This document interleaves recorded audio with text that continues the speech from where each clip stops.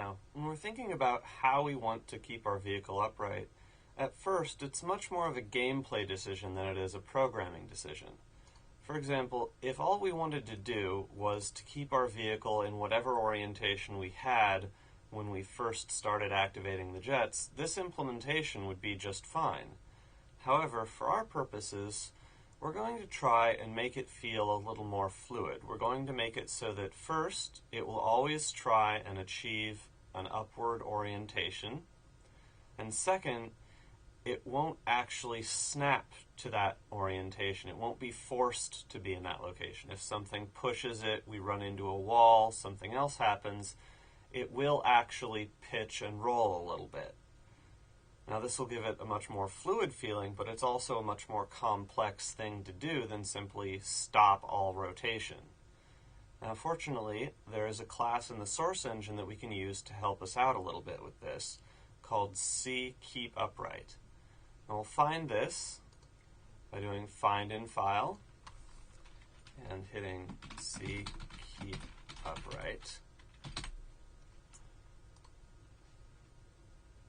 And this will bring up the physcontroller.cpp file. Right here we'll see the definition: spawn, activate, simulate, input, turn on, input, turn off. Nice little data description. But this is all in a CPP file. So we're going to need to open up the corresponding .h file to find what functions we're going to be able to use. This is the interface. And we see here all we can do is create one. We'll give it an origin, some angles, the owner, an angular limit, and whether or not to start it off as active.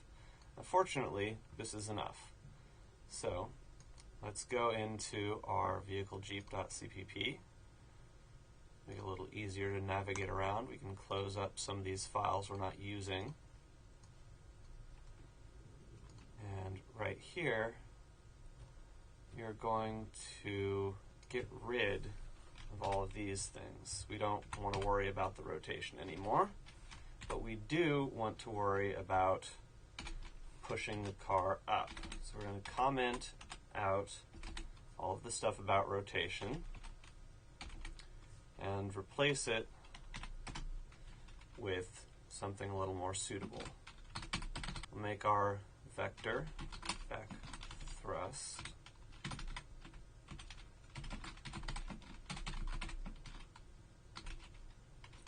and then we'll use it.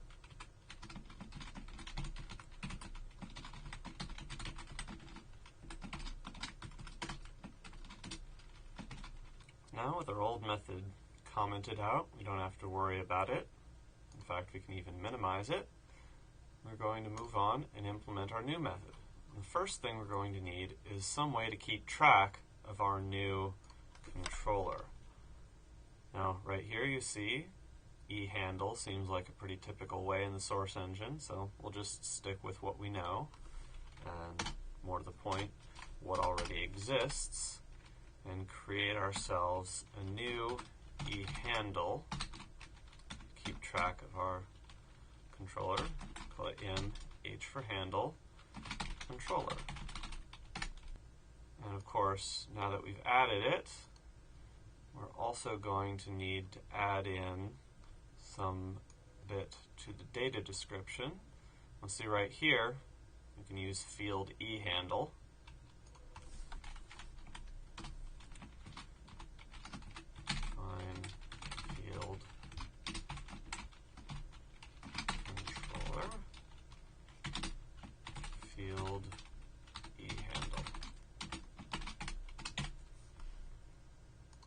Save that. Now we need to make it equal to something. We need to initialize it. And we can do this in the spawn function. Say mHController is equal to, and remember our function over here, create keep upright.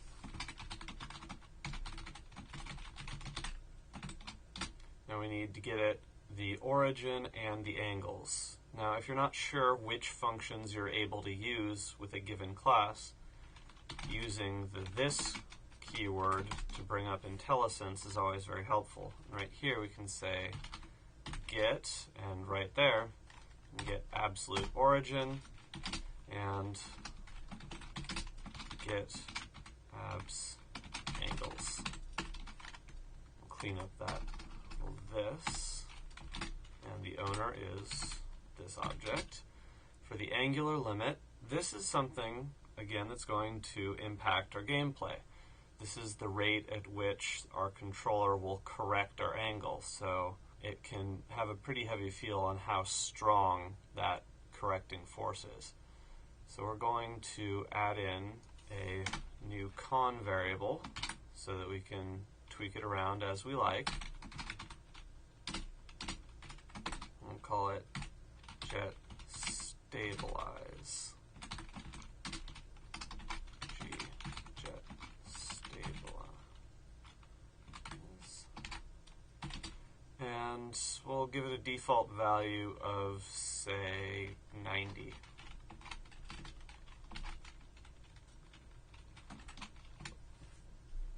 Now, while we're up here, we already have a set value that we want for G-jet power. So, now that we've established a good baseline value that we want to hang on to, if we wanted to, we could just move this out and turn it into a pound define statement. However, it doesn't make that big of a difference, and you should only really do this if you don't want your players to have access to this variable. Even that can be done by setting the fcvar cheat flag or some other equivalent.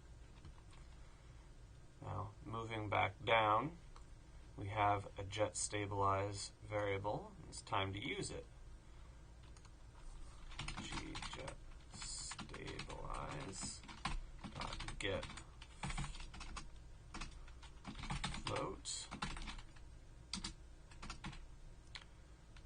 And we don't want to start out as active.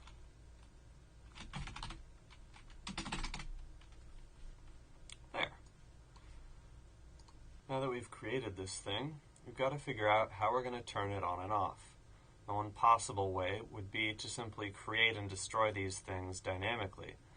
But unfortunately, that would be a very wasteful solution and would create a lot of headaches. However, if we go back and we look at our definition for this class, we'll see that there are two functions, one to turn it on and one to turn it off, and they're defined as input functions in the data description. This means that they're supposed to be able to be used through Hammer. Now, we can also use these same functions using a special other function that's derived from the base entity class called accept input. And what we're going to do is we're going to go to drive vehicle function, and in the section where we want to be firing the jets, we're going to add this function, mh controller. It's going to accept input, and don't worry if IntelliSense doesn't bring this up. If you want a definition for it, you're going to have to do a search for accept input, and you will find it in baseentity.cpp right here. Now, you can also use this to find examples of how to use this function. So what we're going to do is we're going to give it the input name, in this case, turn on. We need to give it an activator and a caller. In this case, both are this. We need to give it some sort of value, but since these are voids, we'll just pass it an empty variant t type. And finally, we need to give it an output ID.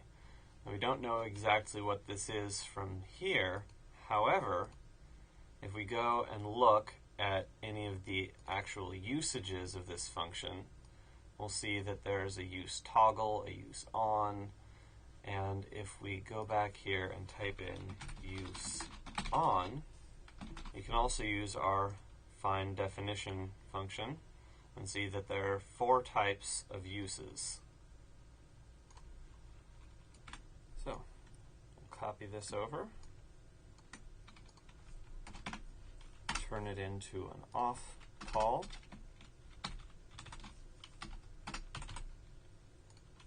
switch the type, save it. Now, you'll notice that we're calling these functions every single frame, and we don't really need to be. What we should do instead is add in a new member variable to keep track of the state of the jets and check against that.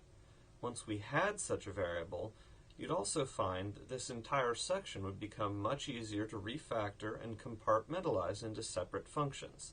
This would make the code on the whole much more readable and would be very helpful later on when we wanted to add in new functionality. You could simply modify or add in new functions without bloating up this chunk of code too much. So what we're going to do is open up vehiclejeep.h, and in here we're going to add in our new member functions and variables. First of all, we have to have a bool to keep track of the state. Call it jets on. And secondly, we'll need 3 private functions. First, we're going to have one function to call whenever the jets turn on. We'll call it jets on. Second, we're going to have one to call when the jets turn off. And third, we're going to have one that will just take care of the regular stuff that goes on while the jets are running.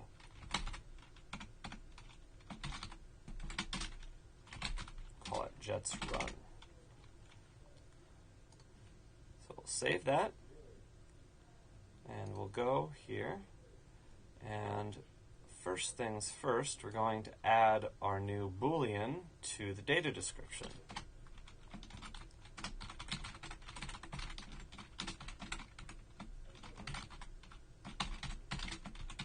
Field. Save this, and we'll move on to the refactoring. Now, this is an important part of any real code project. You're going to start off with a couple of single-line sections that are going to grow and grow and grow, and eventually you're going to want to refactor them, change them around a little bit, make them into a much more easy-to-read format. And they won't usually come out that way the first time, so you're going to have to work at it a little bit. Now we're going to add in our new functions. C prop jeep jets on.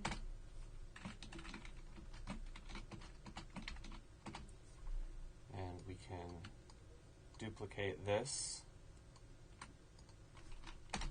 so that we won't have to type quite so much. Jets off and jets run. Now, we're going to take this turn off chunk, put it down here, put this, put it in there.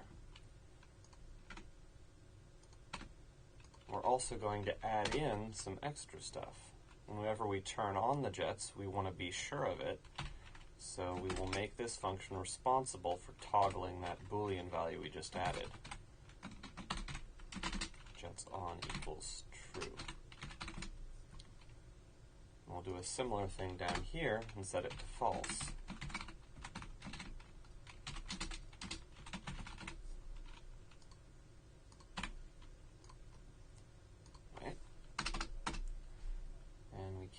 Get rid of that little chunk of code. It's not doing anything anymore, and we don't need it for reference. And we're going to add in some new button logic. Now, if we scroll up, we'll see that we can also compare against buttons down and buttons released instead of just buttons. Now, for this, we're going to want to say that right when we press the J key, we're going to turn on the jets, and right when we release it, we want to turn off the jets. So we'll test against my buttons down. And if that's true, we'll turn on the jets to our new function. And then we'll test against buttons released.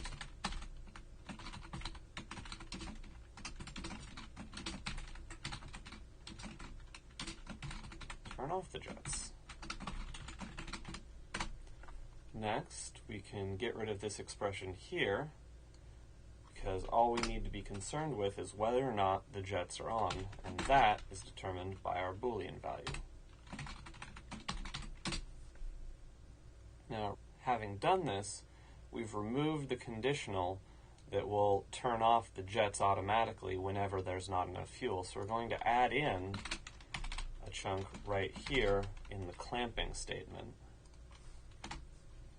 and say that if the fuel ever drops below 0, not only will we clamp the value, but we'll turn the jets off. And we also won't continue executing this particular chunk of code because we're out of fuel. We don't want to thrust. We don't want to do anything else like that. So we'll make a little else block.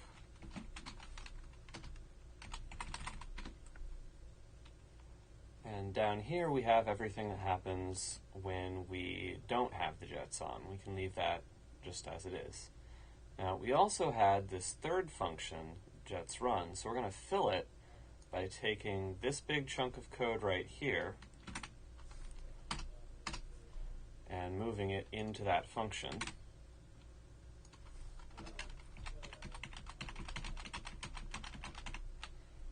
And then calling that function instead of using that big chunk of code.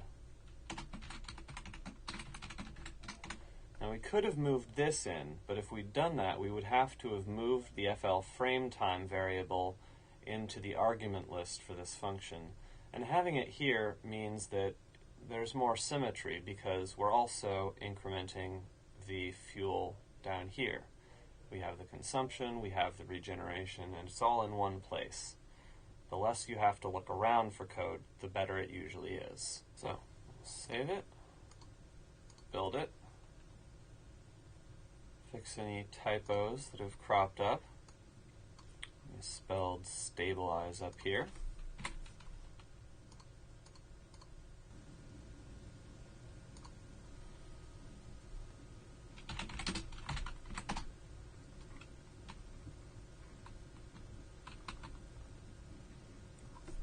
And the stabilizer works like anything. You can see that it will always snap us back to a fully upright position. And it's a little strong. So let's change around that power variable we had. Let's say 10. See how that does. It's a bit better.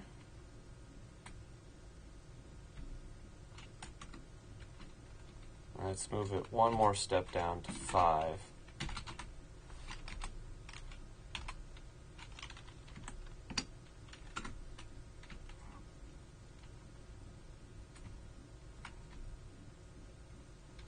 There. That looks good. We'll quit.